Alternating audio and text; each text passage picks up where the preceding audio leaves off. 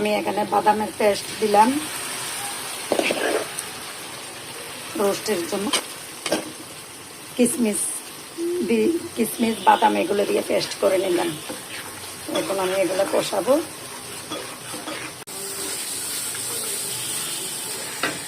এখানে আদা রসুন জিরা বাটা মশলাগুলো দিয়ে দিচ্ছি।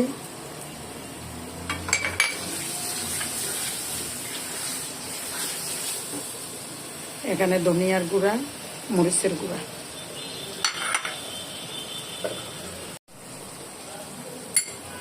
সামান্য জিরার গুঁড়া দিয়ে দেব। এগুলা কষাইয়ে নিচ্ছি। যে রোস্টের শেষ, মশলা কষানো, কাঁচামরিচ দিয়ে দিলাম। এখন এই দুধ দিয়ে দিচ্ছি।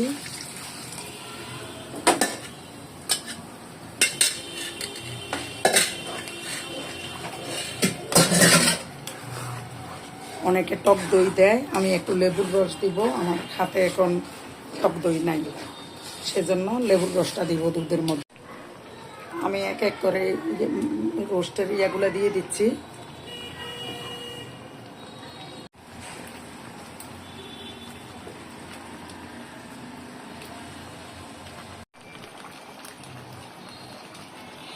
দিয়ে দিলাম।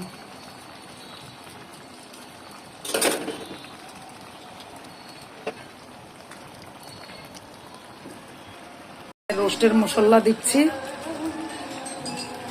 লাস্টে দিলে একটু সেন্ট হয়। আমি এখানে বেরেস্তা দিয়ে দিচ্ছি।